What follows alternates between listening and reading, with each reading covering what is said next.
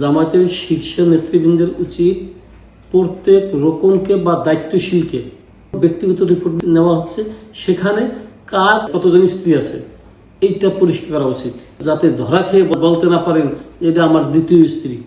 আসসালামু আলাইকুম প্রিয় দর্শক শ্রোতা, আমি নাজমুল সাকিব, সম্পাদক দৈনিক ফুলকি। ইউটিউব চ্যানেল ও ফেসবুক পেজ ডেইলি ফুলকির পক্ষ থেকে আপনাদের শুভেচ্ছা জানাচ্ছি। আজ আমি কথা বলতে চাই, যারা আল্লাহর আইন চান এবং সৎলোকের শাসন চান, এই লক্ষ্য নিয়ে যারা দিন রাত পরিশ্রম করছেন সেই জামাত ইসলামকে নিয়ে। আপনারা জানেন, দেশের সমস্ত ঘটনা ছাপিয়ে একটি আলোচনায় উঠে এসেছে জামাতকে নিয়ে। জামাতে 68 জন সংসদ সদস্যের মধ্যে একজন সংসদ সদস্য বীর মুক্তিযোদ্ধা। সেই বীর মুক্তিযোদ্ধা গাজী নজরুল ইসলাম, তার ব্যক্তিগত মুহূর্তে ভিডিও ভাইরাল হওয়ার ঘটনায় সমস্ত সোশ্যাল মিডিয়ায় এই একটাই আলোচনা, তার সে 57 বছরের ছোট্ট একটি মেয়েকে নিয়ে নৈতিক স্খলনের একটি চিত্র বেশি বেড়াচ্ছে। এটা নিয়ে জামাত দলগতভাবে খুবই বিব্রতকর পরিস্থিতিতে পড়েছে এবং 22 জুলাই বুধবার জামাতের কেন্দ্রীয় নির্বাহী কমিটির জরুরি সভায় বীর মুক্তিযোদ্ধা গাজী নজরুল ইসলামকে দল থেকে বহিষ্কার করেছে। এই গাজী নজরুল ইসলাম সহ 5 জনের বিরুদ্ধে পল্লবী থানায় একটি মামলা দায়ের করেছেন তার গাড়ি চালক ওবায়দুর রহমান, যাকে বলা হয় এই ঘটনার উদ্ঘাটনের নায়ক। জামাত শুধু এই একটি ঘটনাই না, এই গাজী নজরুল ইসলাম অনেকবার সংসদ সদস্য নির্বাচিত হয়েছেন, তার বয়স এখন অনেক হয়েছে, কিন্তু এই বয়সে এই কথিত দ্বিতীয় স্ত্রীকে নিয়ে বাহিরে কোনো জায়গায় এভাবে রং তামাশা করবেন জামাতের লোক, এটা মেনে নেওয়া যায় না। আওয়ামী লীগ, বিএনপি বা অন্যান্য দল হলে এটা তেমন কোনো ঘটনা ছিল না। অতীতে এরকম বহু এমপি, মন্ত্রী এর চেয়ে অনেক ন্যাক্কারজনক ঘটনা করেছে, ন্যাক্কারজনক কথোপকথন আলোচনা হয়েছে। কিন্তু যারা দিন রাত আল্লাহর আইন চায়, সৎলোকের শাসন কায়েমের জন্য কাজ করছেন, সেই সংগঠনে এটা কোন রকমই মানানসই না, সাধারণ মানুষ মেনে নিতে পারে না। এই ঘটনায় দলীয় নেতাকর্মী এবং সাধারণ মানুষ যারা জামাতকে ভালোবাসে তারাও খুব ব্যথিত হয়েছে, মর্মাহত হয়েছে। যে এই বয়সে এসে তার নৈতিক স্খলন মেনে নেওয়া যায় না। যেমন আওয়ামী লীগ আমলে তৎকালীন তথ্যমন্ত্রী মুরাদ হোসেনের বক্তব্য, তার কর্মকাণ্ড এবং আলতাফ হোসেন গোলন্দাজের নামে একটা এমপির কাহিনী নেট দুনিয়ায় দেখেছি। তা নিয়ে যতটুকু আলোচনা আছে তার চেয়ে এই আলোচনাটা অনেক বেশি সরব হয়েছে। জামাত যে শৃঙ্খলার প্রমাণ মানুষের সাথে দেখিয়েছেন, সেই শৃঙ্খলা ত্রয়োদশ জাতীয় সংসদ নির্বাচনেই অনেকটা ভেঙে পড়েছে। সংসদ নির্বাচনে সুনামগঞ্জ, নরসিংদী, চট্টগ্রামের কয়েকটি আসনে কেন্দ্রীয় সিদ্ধান্ত উপেক্ষা করে অনেকেই প্রার্থী হয়েছেন এবং বহিষ্কার হয়েছেন এবং ওই সব কমিটি বিলুপ্ত করা হয়েছে।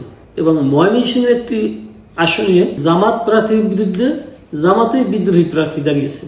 জামাতের ইতিহাসে এটা প্রথম এবং একমাত্র ঘটনা এ পর্যন্ত যে জামাতের প্রার্থীর পক্ষে জামাতের প্রার্থী বিদ্রোহী হবে। গত 27 মার্চ কুষ্টিয়া সদর উপজেলার হাটস হরিপুর বড় মসজিদে জুমার খুতবায় কুষ্টিয়া 3 আসনের সংসদ সদস্য মাওলানা আমির হামজা বিদ্যুৎ, জ্বালানি ও খনিজ সম্পদ মন্ত্রী ইকবাল হাসান টুকুকে নিয়ে বিরূপ মন্তব্য করেছেন। তিনি বলেছিলেন ইকবাল হাসান টুকু নাস্তিক ও ইসলাম বিদ্বেষী। এ কথায় দেশব্যাপী যথেষ্ট সমালোচনার ঝড় বয়েছে। এই ঝড়ের পরে এখানে মামলা হয়েছে, আমির হামজার বিরুদ্ধে ওয়ারেন্ট জারি হয়েছে, পরে আদালত থেকে সে জামিন নিয়েছে। এই ঘটনার রেশ কাটতে না কাটতে 27 জুন এই আমির হামজা সাহেবই বাজেট নিয়ে সাংবাদিকদের সাথে আলোচনা করতে গিয়ে একবার বলেছেন বাজেট 200 কোটি টাকা হওয়ার দরকার। বেশি হয়ে গিয়েছে, কারণ এই লক্ষ্যমাত্রা পূরণ হওয়া সম্ভব, ঘাটতি থেকে যাবে, চাহিদা পূরণ হবে না।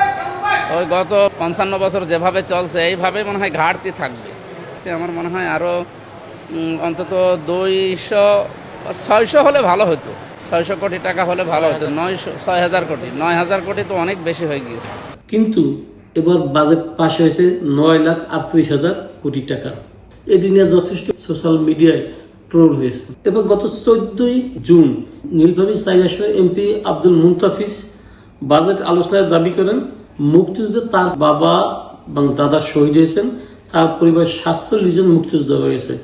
অথচ দেখা যায় তার বাবা জীবিত, কিন্তু তিনি দাবি করেছেন মুক্তিযুদ্ধে তার বাবা শহীদ হয়েছে। এটা নিয়ে যথেষ্ট ট্রোল হয়েছে সোশ্যাল মিডিয়ায়। এরপর গত 17 জুন চাঁপাইনবাবগঞ্জ 2 আসনের এমপি মিজানুর রহমান এমপিদের জন্য বরাদ্দকৃত বাসায় পর্দা, মাইক্রোওভেন এবং ওয়াশিং মেশিন দাবি করে অনেক ট্রোল হয়েছে। আমরা শুনেছিলাম যে আমাদের এই ফ্ল্যাটগুলোতে একটি করে ওয়াশিং মেশিন এবং মাইক্রো ওভেনও দেওয়া হবে। এই পর্দা, মাইক্রো ওভেন এবং ওয়াশিং মেশিনগুলো আপনার মাধ্যমে পাওয়ার জোর দাবি জানাচ্ছি। এবং জামাতকে অনেক চাপে পড়তে হয়েছে, কারণ যে জামাত নির্বাচনের আগে ঘোষণা দিয়েছেন বিনা শুল্কে গাড়ি আনবেন না, কোনো প্লট বরাদ্দ নেবেন না, যারা বড় বড় লাভের যে বিষয়গুলো সেটা ত্যাগ করতে পারলো, আর তিনি সামান্য জানালার পর্দা, ওয়াশিং মেশিন ও মাইক্রোওভেন চেয়ে বসলেন। এটা নিয়ে সংসদে আলোচনা হয়েছে, সংসদের বাইরেও ব্যাপক আলোচনা হয়েছে। এরপর গত 18 জুন নড়াইল 2 আসনের সংসদ সদস্য আতাউর রহমান বাচ্চু তার ঐচ্ছিক তহবিলের অনুদান বিতরণের তালিকায় তার মেয়ের নাম স্থান পেয়েছে। এই ঘটনায় একজন এমপির মেয়ের নাম যদি অনুদানের তালিকায় থাকে তাহলে সাধারণ মানুষ অনুদান নেবে কিভাবে? এটা নিয়েও যথেষ্ট আলোচনা হয়েছে এবং জামাত সামাজিকভাবে, রাজনৈতিকভাবে কোন ফেসা হয়েছে।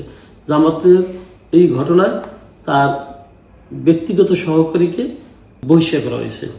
এর 5 দিন পর গত 23 জুন রাজধানী ধানমন্ডিতে স্থানীয় জামাতের বিক্ষোভ মিছিলের পর তর্ক বিতর্ক থেকে সাংবাদিকের উপরে হামলার ঘটনা ঘটে।